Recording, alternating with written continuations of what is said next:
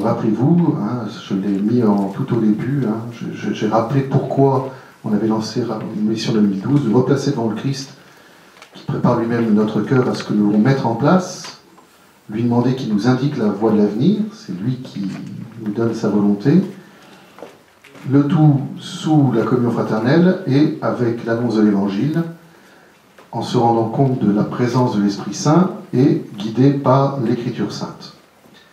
Et à la fin de ce petit fascicule, dans le dernier paragraphe, je dis une chose dont je suis parfaitement convaincu, heureusement d'ailleurs puisque je l'ai écrit, vous me direz, mais j'en suis convaincu, je veux dire au sens spirituel. Les nombreuses consultations dans le diocèse et les propositions de l'Église universelle m'ont apporté un grand nombre de suggestions convergentes. Vous savez que pour faire ces orientations, il y a eu plus de... Je pense qu'on approche les 40 consultations entre les vies pastorales, les consultations faites auprès des prêtres, auprès des conseils, des équipes pastorales, des communautés religieuses, etc., etc., le travail fait avec les conseils. Donc des suggestions convergentes. J'y vois la réponse du Christ à la prière que nous l'avons adressée. Que veux-tu que nous fassions? Voilà. Moi je dis souvent, quand on m'interroge sur les orientations, je dis, j'ai entendu le Christ nous parler à travers le peuple de Dieu que vous êtes. Je crois. Je crois. Enfin, quand je dis que je crois, c'est pas je pense, c'est un acte de foi que je pose. Voilà. Alors, quelques points simplement d'attention sur ces orientations. Je ne vais pas les reprendre, hein, parce que d'abord vous savez lire, hein, et que vous les avez déjà lues, et puis que ça prendrait beaucoup de temps. Simplement, une première chose très importante, c'est le fascicule 2. C'est-à-dire bien comprendre que nous sommes dans le cadre de la nouvelle évangélisation, dont maintenant vous êtes habitués, vous en entendez régulièrement parler, c'est quelque chose qui est maintenant vraiment dans l'Église universelle, hein. La nouvelle évangélisation, fil conducteur des orientations, et il faut vraiment, je pense, intégrer ce fascicule, qui est la partie théologique fondamentale, qui vous explique le pourquoi. Pourquoi en un mot, pourquoi est-ce qu'on annonce l'évangile, et pourquoi, en vue de quoi, et comment, mais ça c'est la 5e orientation, je vous le dirai tout à l'heure. Et donc je pense que ce fascicule numéro 2 est très important. Il est très important pour comprendre l'articulation, la cohérence de ces 5 orientations. Donc je vous laisse le lire, mais vous voyez bien que c'est assez précis.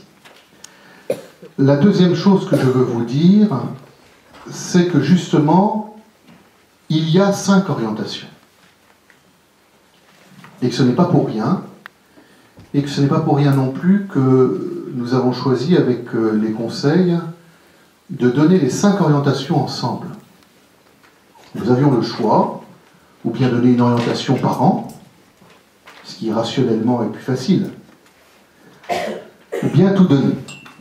Et pourquoi nous avons tout donné en bloc? Pour 2 raisons. Il y a d'abord une raison technique et pédagogique, c'est qu'il était probable que une orientation par an, nous n'aurions pas été capables de mettre en place l'orientation en un an. Mais comme l'année serait finie, on la met sous le coude et puis on passe à la suivante. Et donc en fin de compte, on n'aurait jamais mis en place aucune orientation parce qu'on n'aurait pas eu le temps. Ça c'est la première raison, donc on a voulu les mettre toutes ensemble parce que voilà, il fallait qu'on ait le temps. Il fallait qu'on ait le temps. La deuxième raison, c'est que on n'a pas à choisir parmi ces 5 orientations. Elles sont à vivre et à mettre en œuvre en même temps. Elles sont intimement articulées les unes aux autres. Je vais vous le dire autrement. Ces 5 orientations, à mon avis, sont 5 piliers fondamentaux de la vie chrétienne. Pas de la foi. Les piliers de la foi, c'est le credo. Bien l'Écriture sainte, la tradition et le magistère. Mais là, nous avons 5 piliers de la vie chrétienne, pour vivre en chrétien. Être fraternel, l'amour mutuel, l'attention aux plus pauvres, la formation, le fait de prier par l'Eucharistie, en communauté, seul, et de s'organiser, et puis le fait d'annoncer l'Évangile. Et donc, ce que j'ai essayé de montrer dans les orientations, c'est que chaque orientation appelle une autre. À quoi cela servirait-il de se former si ce n'était pas pour annoncer l'Évangile? Et comment annoncer l'Évangile sans vivre en fraternité tel que le Christ nous le commande? Et comment annoncer l'Évangile sans s'occuper des plus pauvres? Et comment annoncer l'Évangile et s'occuper des plus pauvres sans être soutenu par la prière et en particulier par l'Eucharistie? Vous pouvez prendre ça à partir de n'importe quel sens, vous pouvez prendre à partir de n'importe quelle orientation, vous verrez que vous êtes obligé d'arriver aux autres et que l'une ne va pas sans l'autre. D'où le fait de vous les avoir donnés et d'avoir dit on va essayer de les mettre en œuvre ensemble. Et je précise tout de suite que dans le calendrier, les 3 années plus une qui vous sont données, c'est pas qu'après on fera autre chose. Enfin, on fera peut-être autre chose autrement, mais je veux dire, on a 3 ans pour mettre en œuvre, pas pour ensuite les oublier. Car m'est avis que jusqu'à la fin du monde, il faudra que nous vivions l'amour mutuel, il faudra que nous nous formions, il faudra s'occuper des plus pauvres, il faudra prier, il faudra célébrer l'Eucharistie, il faudra annoncer l'Évangile. Ça prendra peut-être des formes différentes.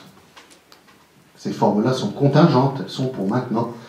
Mais jusqu'à la fin des temps, l'Église sera appelée à faire ça.